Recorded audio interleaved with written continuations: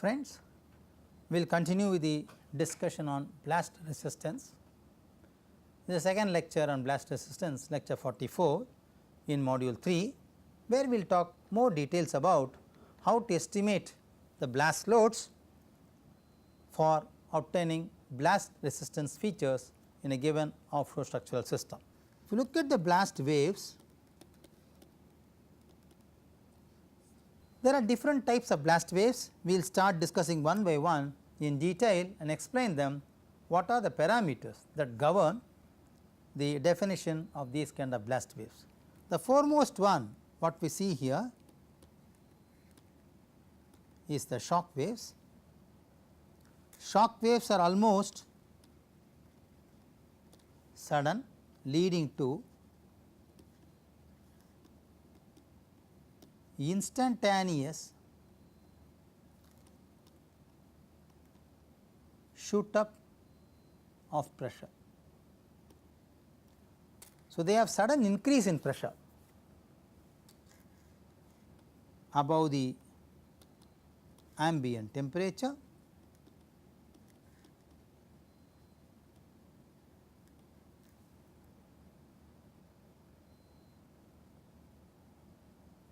and they will lead to what we technically called as peak overpressure.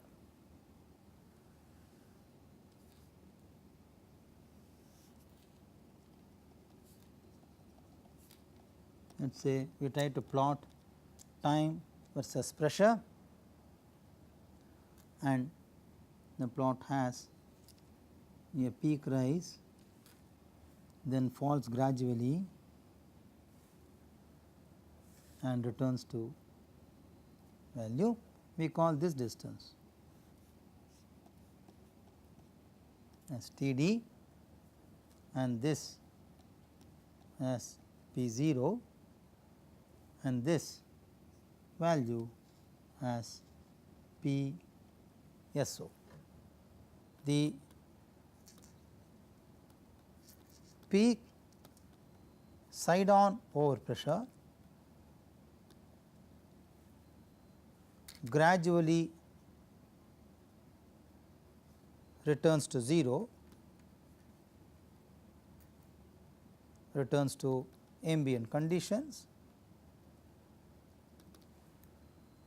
Before returning, this also results in negative pressure wave.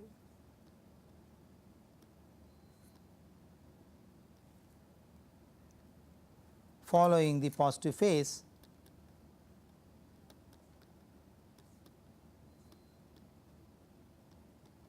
of the shock wave.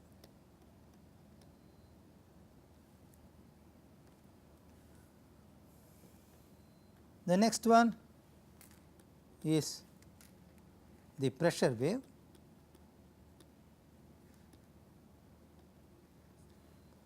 Typically, plot of the pressure wave looks like this. Try to plot time versus pressure.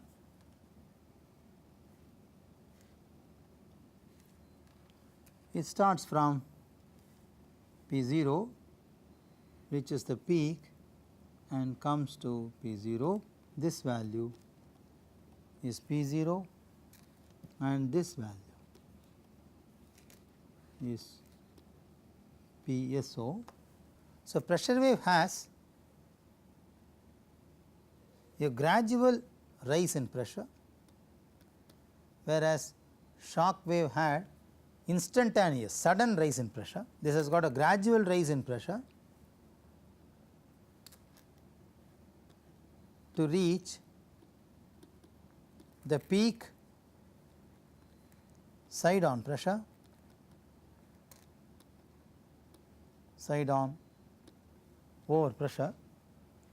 It then gradually decays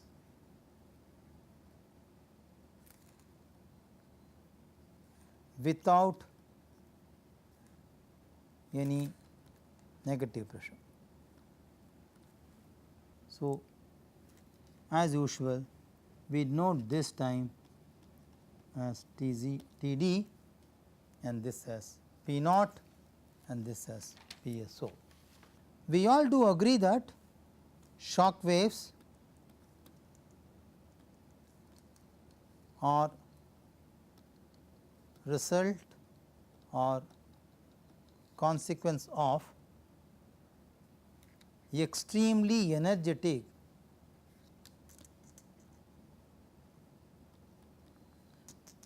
vapor cloud explosion. A typical vapor cloud deflagration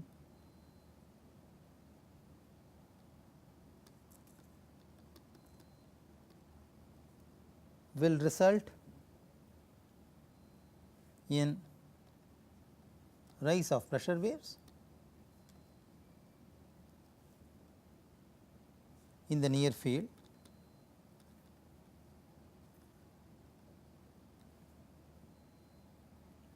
They will further propagate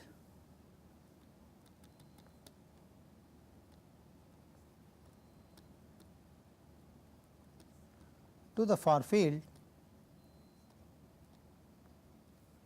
as a shock wave.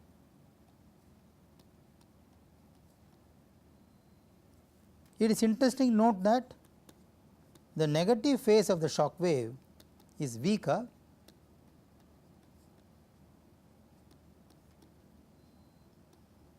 but sometimes a suction pressure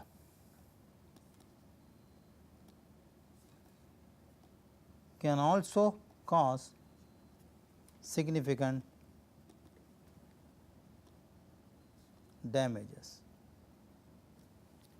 Now, let us talk about one important parameter, which is duration of the blast wave, which we call as TD. It is defined as the time over which the blast wave over pressure lasts in the field. Essentially, it is actually the measure of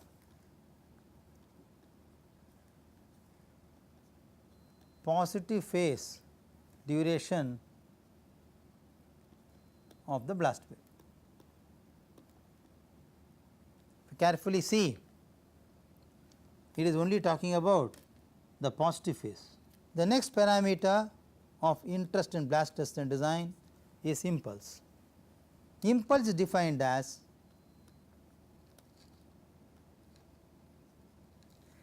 area under the pressure time curve of the blast wave.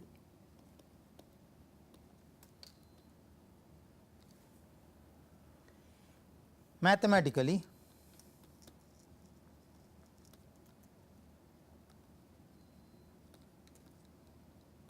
considering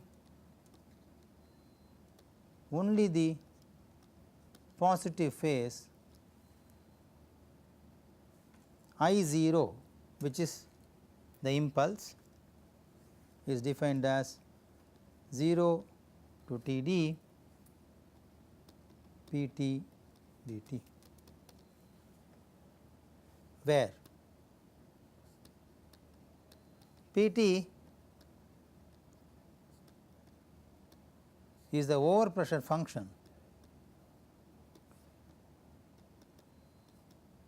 with respect to time and Td is the duration of the blast wave, only the positive phase. Ideally speaking, depending upon the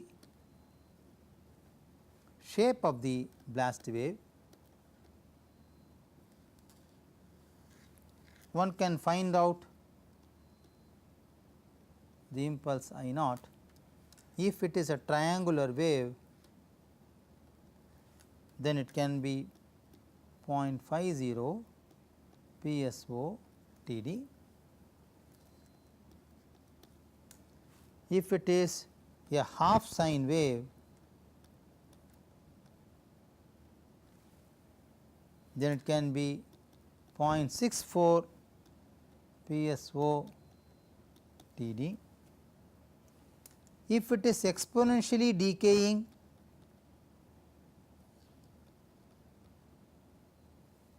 shock wave, then it could be C times PSO into TD, where PSO is peak or incident side on overpressure, TD duration of the wave only the positive phase, C is a constant, varies from 0.2 to 0.5 and it depends on the intensity of PSO.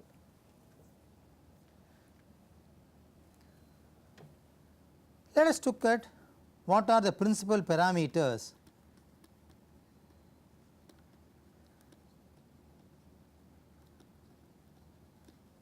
of the blast wave.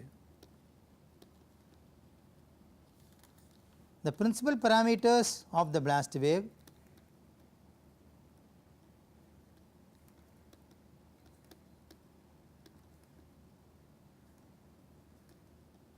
are required to be defined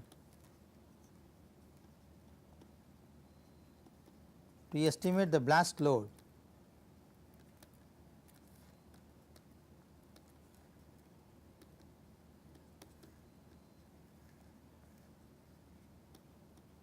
on offshore platform.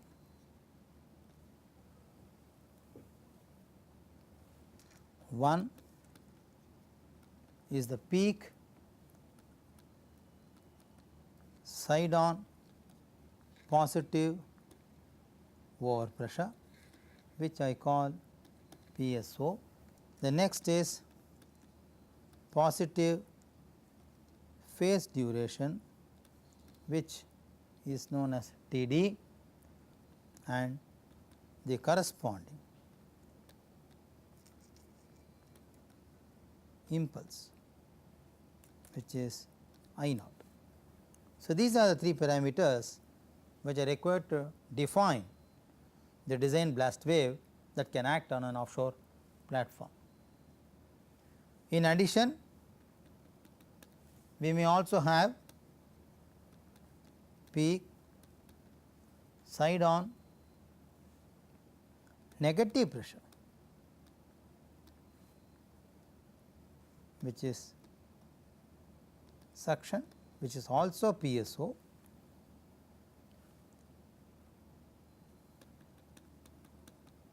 Negative phase duration, which is also called as TD, and associated negative impulse.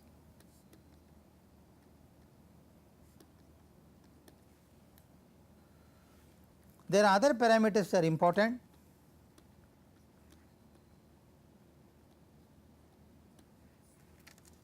like peak reflector pressure, which is PR, peak dynamic pressure, which is Q0, shock front velocity, which is u, blast wavelength which is LW. These are called as secondary parameters of blast wave loads. These secondary parameters are generally derived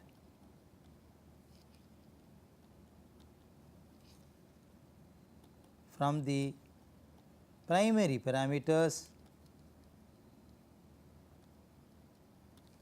which we saw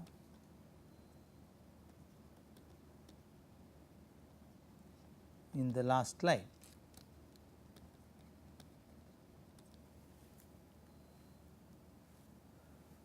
Let us explain the secondary parameters more in detail.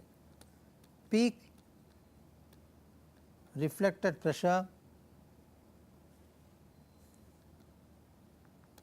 when the blast wave hits the surface,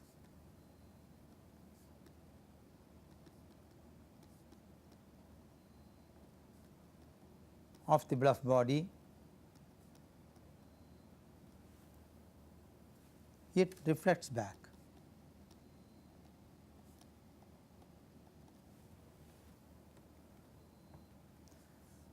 The effect of this reflection depends on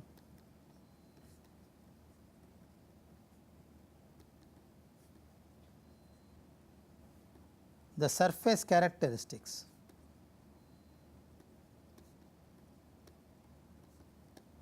of the body. It is interesting to note that surface will experience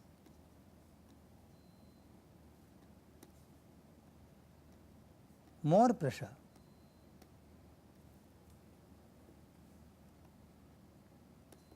than the incident side on value.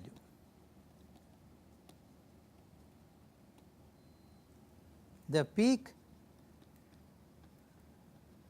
reflector pressure PR is given by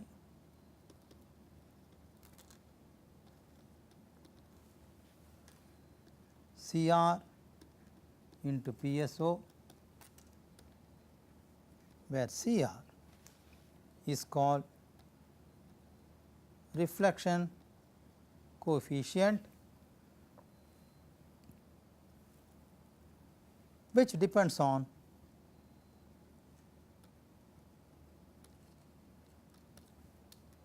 the peak over pressure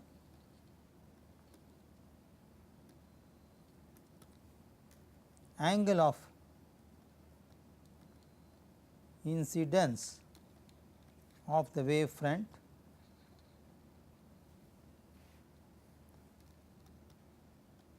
with respect to the reflecting surface of the bluff body. Thirdly, it also depends upon type of the blast wave.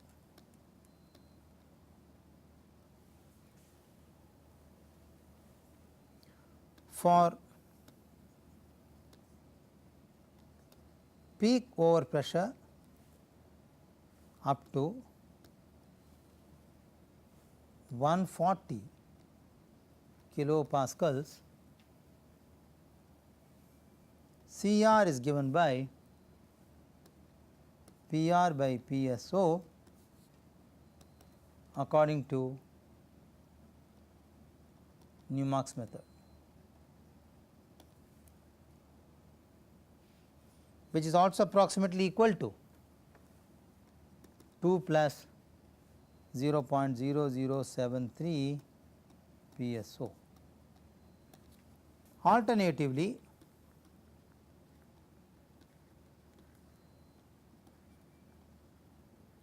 the reflection coefficient can also be obtained from the Green Book.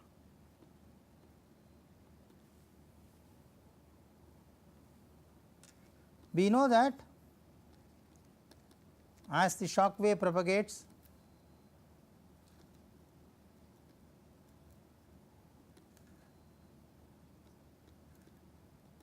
there will be suction after the positive phase.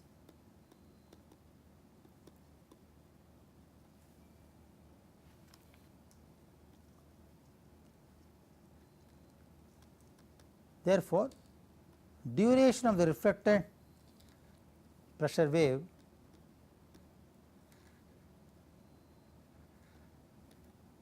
depends upon the dimensions of the reflecting surface. The maximum time of the reflected wave is approximately equal to the time of the positive phase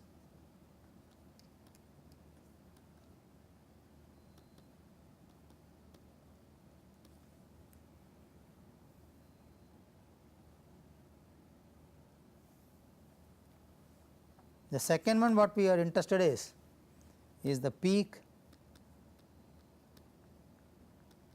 dynamic pressure, which is Q naught. We know that blast wave propagates due to air movement, and we also agree that wind pressure depends on the magnitude of peak overpressure of the blast wave. So, based on this one can compute peak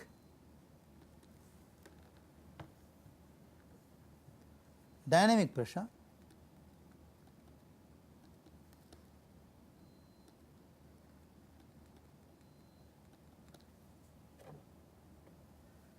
using the empirical equation suggested by Newmark. Q0 is 2.5 PSO square divided by 7 PSO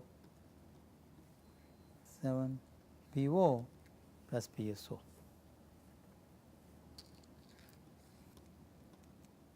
Which is approximately equal to 0.0032 of PSO square,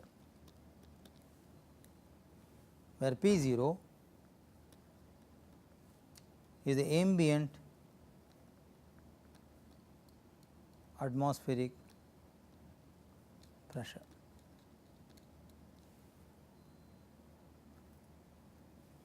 Hence, the dynamic net pressure on the platform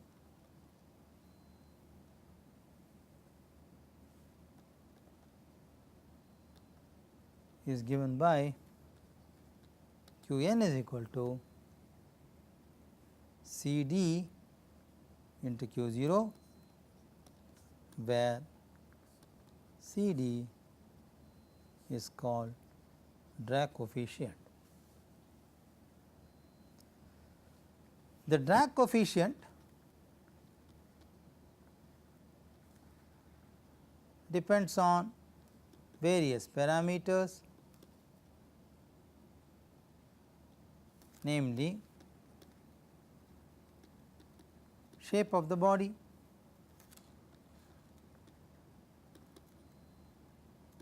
orientation of the body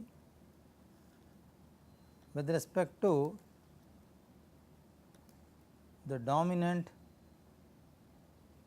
propagating direction. Typically,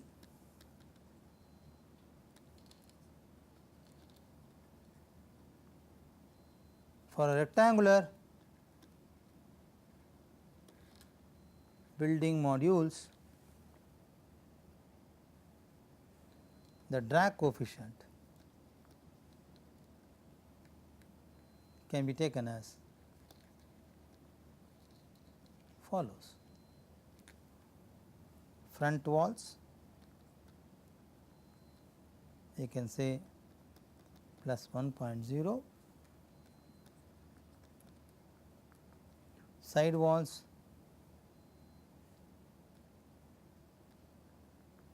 rear walls roofs can be taken as minus 0.4. The third one is Shockwave front velocity, which is u. Blast wave from an explosion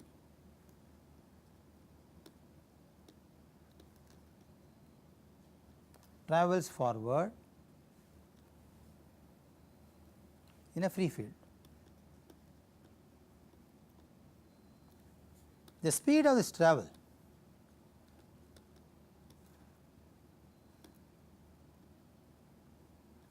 is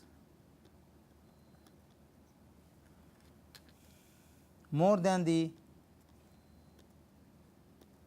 acoustic speed for that propagating medium. So, for a low pressure range, this can be approximated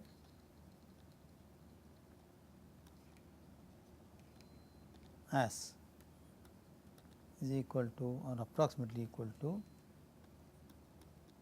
345 1 plus 0.0083 PSO raised to the power of 0.5, and this will give me the value in meter per second. The fourth parameter of interest is length of the blast wave, indicated as LW. Blast waves propagate only up to a limited distance from the source of explosion, and they generally propagate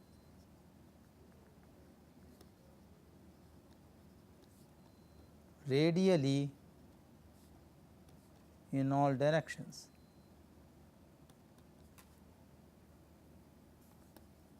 The typical values are: pressure will be largest at the front and settles at ambient pressure as the shock wave travels. Generally, they travel up to a distance of blast wavelength, which is LW, and LW is approximately u times of Td, where u and Td are already defined. Let us now talk about idealized blast wave parameter.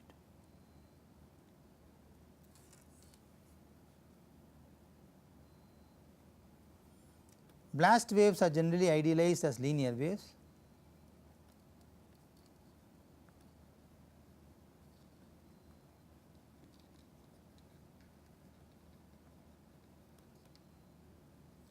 A typical figure looks like this.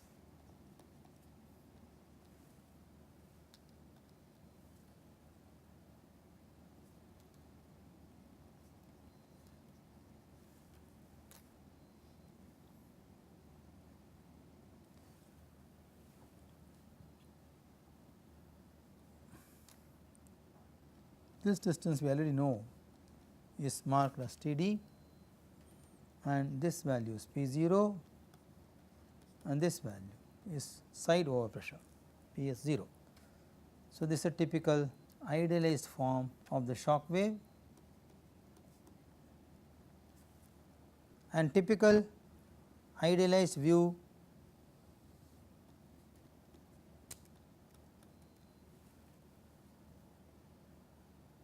of the pressure wave is given by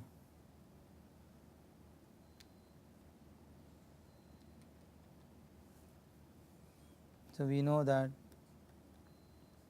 this is Td. One can also idealize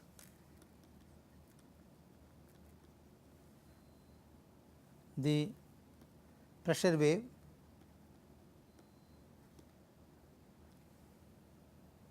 by using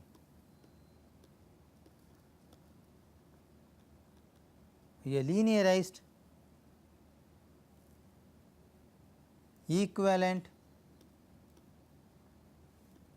shock loading.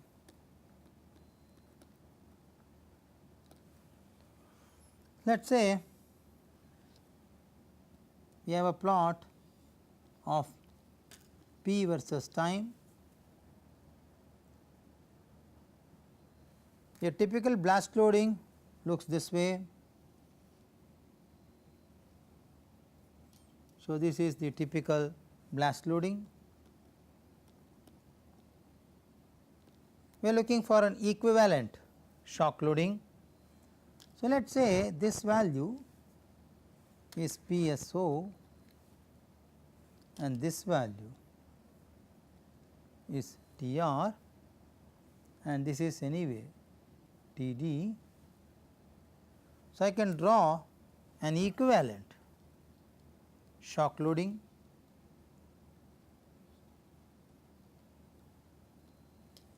this is my equivalent shock load. So, the equivalent shock load will have the same peak over pressure and same impulse.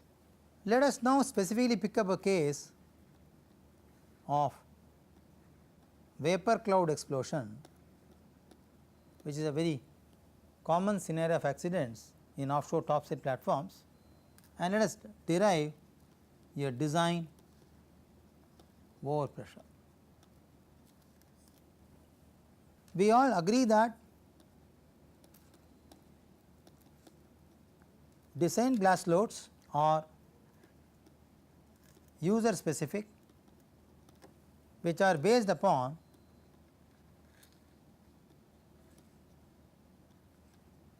several hazard levels to be practiced in the platform.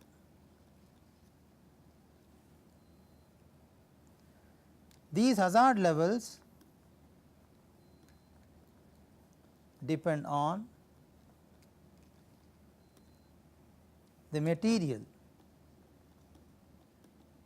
handled in the platform, what we call nature of the inventory, and the process used on the top side for processing. So, all depends upon these two parameters. So, friends, we will discuss about the design overpressure procedure which arise from VCE in the next lecture. In this lecture, we discussed about types of blast waves.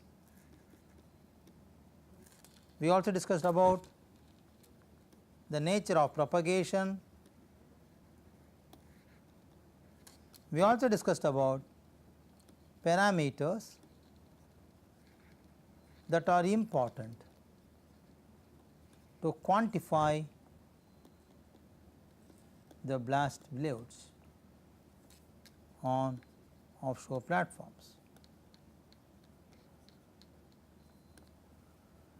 Thank you very much.